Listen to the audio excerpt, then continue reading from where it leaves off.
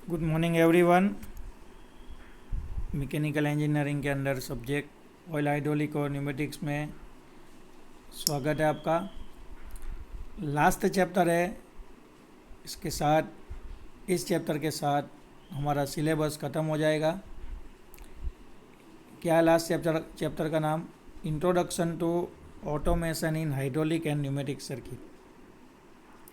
अब देखिए, 1 से लेके चैप्टर नंबर 7 की अगर हम लोग बात करेंगे तो सिर्फ और सिर्फ हमने हाइड्रोलिक सर्किट, डेट मीन्स के हाइड्रोलिक सिस्टम, न्यूमेटिक सिस्टम, उसकी सर्किट, उसके कंपोनेंट्स, ठीक है, उसके बारे में डिस्कस किया।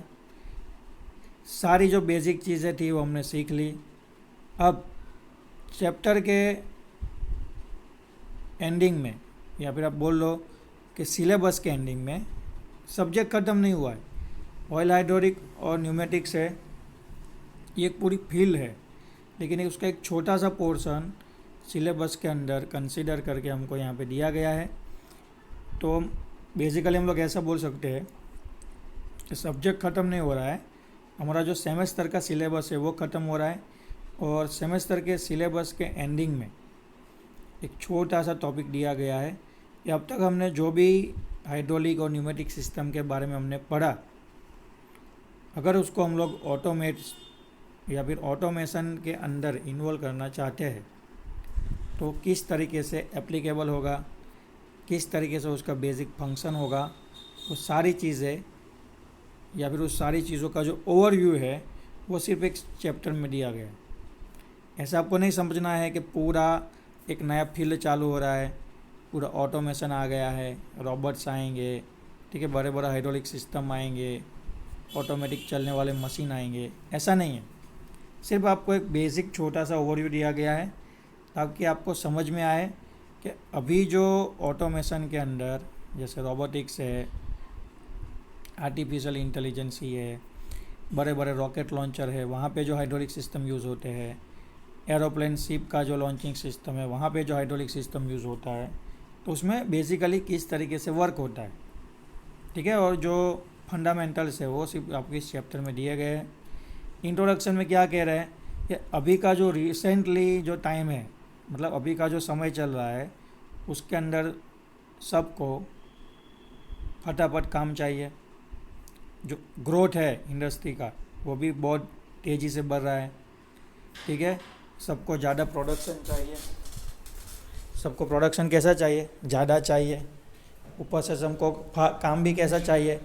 फास्ट चाहिए, ठीक है। साथ साथ में सबको जो रिलायबिलिटी है, दैट मीन्स के जो विश्वसनीयता है वो भी अच्छी चाहिए। मतलब सारी चीज़ें अगर सबको अच्छी चाहिए तो उसका एक ही रास्ता है कि हम क्या करेंगे, तो जो भी मैन्युफैक्चरिंग है, जो भी प्रोडक्शन है, उसमें जो इंसान का यानी मानव का जो इन्वॉल्वमेंट है वो हम लोग क्या कर देंगे? कम कर देंगे। जितनी इंसानी प्रोसेस, ऐसा बोल सकते हैं कि जो मानव संसाधन है, मैन पावर, जितना कम यूज़ करेंगे, ठीक है, उतनी गलतियाँ क्या हो जाएगी? कम हो जाएगी, उतनी एरर रिड्यूस हो जाएगी। और जितनी एरर रिड्यूस होगी उतना क्या होगा? प्रोडक्शन बढ़ेगा, क्वालिटी इम्प्रूव होगी। लेकिन साथ साथ में प्रॉब्लम क्या है? तो उतना ऑटोमेशन बढ़ेगा, और जितना ऑटोमेशन बढ़ेगा उतनी जो बेरोजगारी है, अनएम्प्लॉयमेंट, वो भी बढ़ेगी। लेकिन टेक्नोलॉजी है, टेक्नोलॉजी के कुछ पहलू होते हैं, कुछ अच्छे होते हैं, कुछ बुरे होते हैं, क्लियर। तो उसको साथ में लेके चलना पड़ेगा। सब चीज़ें तो इजीली हो नहीं जाएगी, क्लियर है। लेकिन फिर भी बात करेंगे यहाँ पे हाइड्रोलिक और न्यूमेटिक सिस्टम के अंदर ऑटोमेशन लाने के लिए। तो जो इंसानों की लिमिटेशन होती है, जैसे कि लोड लिफ्ट करने की, किसी हज़ारियस कंडीशन में वर्क करने की, ठीक है, या फिर जो मल्टी फंक्शनल एक्टिविटी होती है, तो वहाँ पे हम लोग ज़्यादातर ऑटोमेशन को लाएंगे, ठीक है, जिससे हमारा प्रोडक्शन बढ़ेगा, काम करने की कैपेसिटी बढ़ेगी। क्लियर है? क्योंकि आदमी की एक लिमिट होती है, कुछ घंटे होते हैं, वहाँ तक कोई काम कर सकता है। अब तो उसकी खुद की क्या होती है, एफिशिएंसी होती है। तो ये सारी चीज़ों को निगलेक्ट किया जा सकता है या फिर ओवरकम करके आप लोग आगे बढ़ सकते हैं with the help of the automation. तो हाइड्रोलिक सिस्टम के अंदर किस तरीके से ऑटोमेशन होगा, तो देखिए सारी सर्किट हम लोग पढ़ के आए कि भाई सिंगल एक्टिंग कैसे सिलेंडर वर्क करता है, डबल एक्टिंग सिलेंडर कैसे वर्क करते हैं। क्लियर? आपको सिर्फ जो कंट्रोल सिस्टम होता है, मतलब ये जो सिलेंडर पिस्टन का जो कंट्रोल सिस्टम है, उसके अंदर ही क्या करना है, ऑटोमेशन लाना है। जितना कंट्रोल के अंदर ऑटोमेशन आएगा उतना काम क्या हो जाएगा, इजी हो जाएगा। क्लियर? आप सोचिए कि भाई कुछ एक या दो ही बटन को आप लोग पुश या फिर ऑन ऑफ करके अगर पूरी सिस्टम को ऑटोमेटिकली कंट्रोल कर सकते हैं तो उससे अच्छी चीज़ कोई होगी नहीं। कुछ ऑब्जेक्टिव दिए गए हैं यहाँ पे ऑटोमेशन के ऑटोमेशन लाएंगे अगर हम लोग इंडस्ट्री के अंदर या फिर हाइड्रोलिक न्यूमेटिक सर्किट के अंदर, तो उससे क्या फ़ायदा होगा या फिर किस ऑब्जेक्टिव के लिए लाना चाहिए। देखिए सबसे पहला और बहुत ही पुराना, प्रोडक्टिविटी के लिए, प्रोडक्टिविटी इंक्रीज़ करने के लिए, प्रोडक्ट की जो क्वालिटी है वो इम्प्रूव करने के लिए, और प्रोडक्शन का खर्च है उसको कम करने के लिए। ठीक है, सालों से यही चल रहा है कंसेप्ट, आगे भी सब लोग इसी पे ही फोकस करेंगे क्योंकि सबको प्रोडक्टिविटी चाहिए, क्वालिटी चाहिए और ख़र्चा क्या करना है, कम करना है। इसके लिए लोग क्या करते हैं, नई नई टेक्नोलॉजी, नई नई सिस्टम डेवलप करते हैं।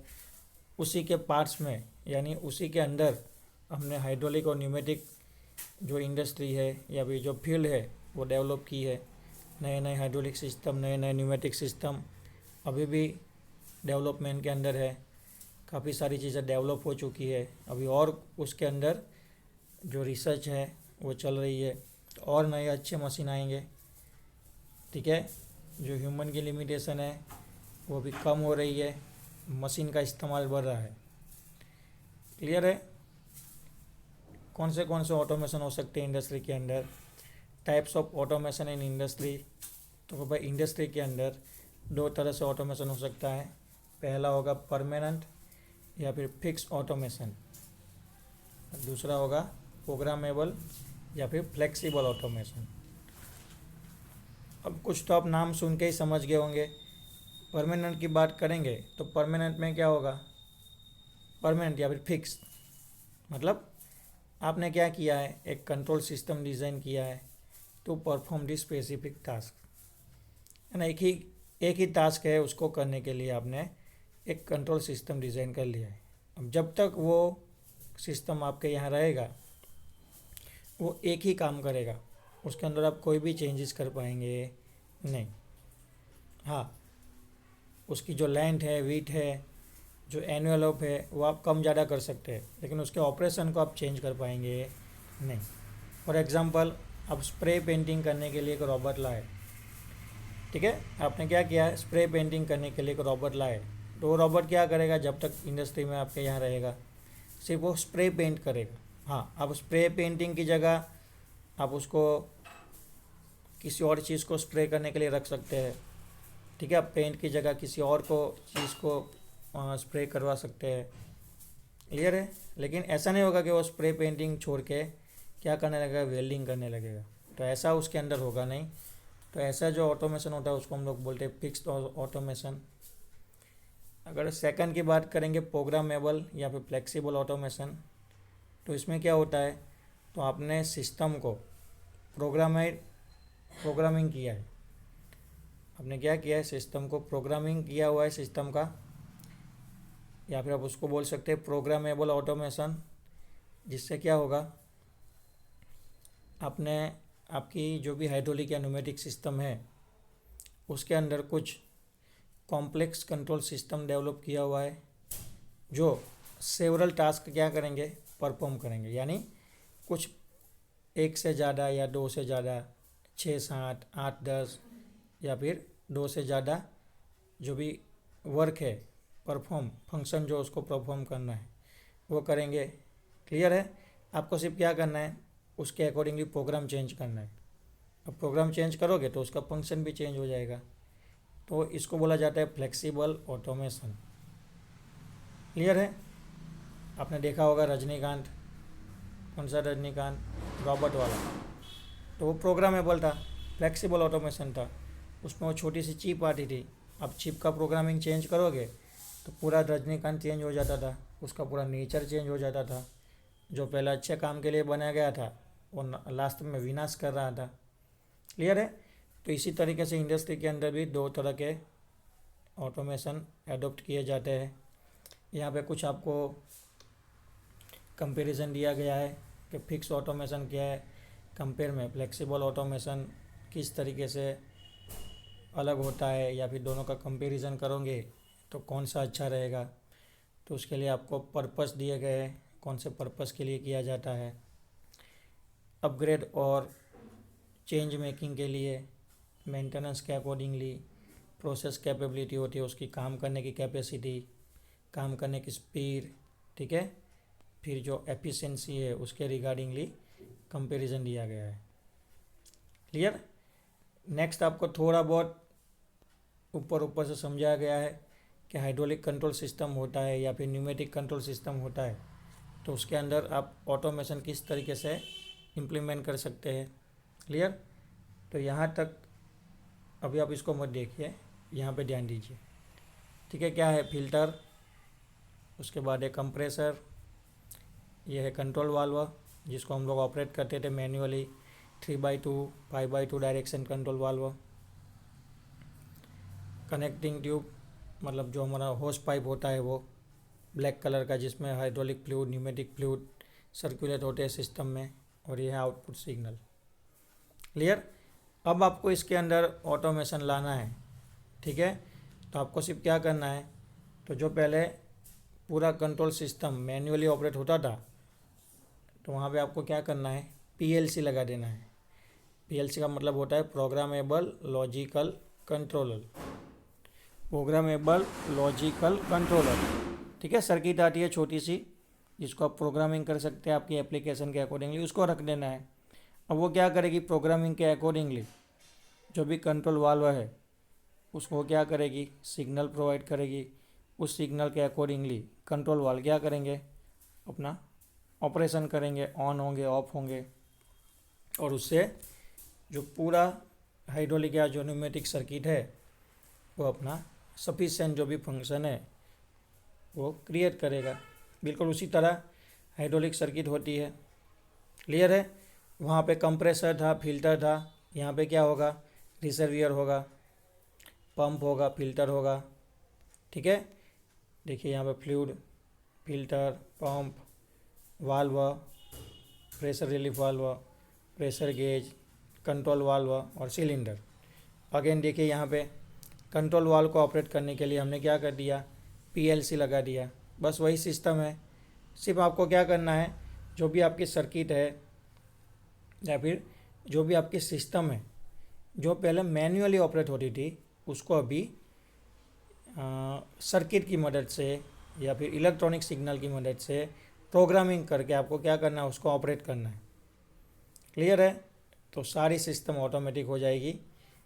जो मानव का इन्वॉल्वमेंट है, ह्यूमन इन्वॉल्वमेंट, वो बहुत ही कम हो जाएगा। क्लियर है? फिर नेक्स्ट दिया गया आपको कंपैरिजन। देखिए वापस कंपैरिजन आ गया कि अगर ऑटोमेशन की बात करेंगे तो ऑटोमेशन में हाइड्रोलिक सिस्टम, न्यूमेटिक सिस्टम और इलेक्ट्रिक सिस्टम का अगर कंपैरिजन करेंगे तो वो किस तरीके से अलग होंगे। क्लियर?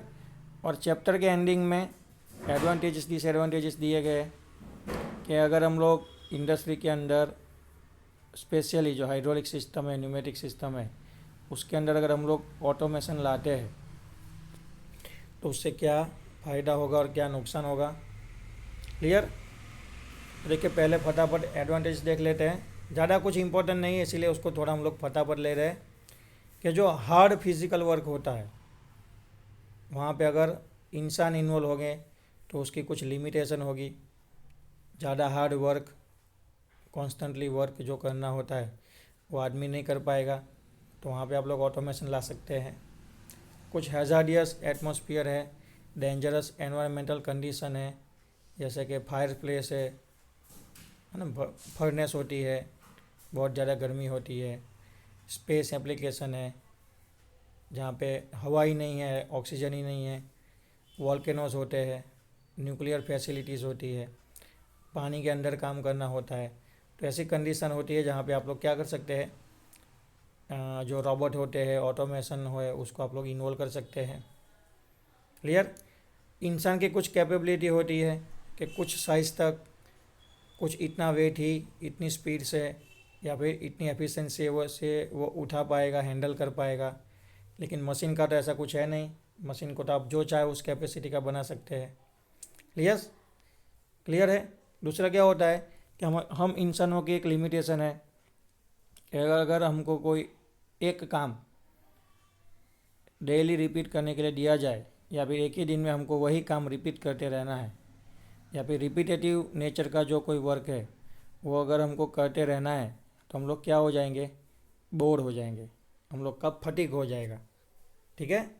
दिमाग जो माइंड होता है उसका फटीग हो जाता है, और इससे क्या हो जाएगा, आप लोग बोर हो जाओगे। कुछ कुछ लोग तो पागल भी हो जाते हैं ना, संतुलन खो बैठते हैं। लेकिन रॉबोट में तो ऐसा है नहीं।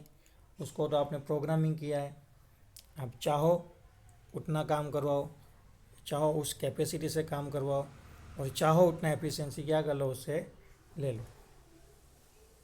डिसएडवांटेजेस की बात करेंगे तो डिसएडवांटेजेस में क्या होगा, तो अगर आदमी की जगह रॉबोट आ जाएंगे, ऑटोमेशन आ जाएगा, तो जो अनएम्प्लॉयमेंट है उसका रेट बढ़ेगा। टेक्निकल लिमिटेशन है। ठीक है। आपको ऑटोमेशन लाना है, लेकिन कुछ हद तक ही आप लोग क्या कर सकते हैं, जो करंट टेक्नोलॉजी है उसको यूज़ करके ऑटोमेशन ला सकते हैं। तो कुछ टेक्निकल लिमिटेशन है। सिक्योरिटी का थोड़ा टेंशन रहेगा।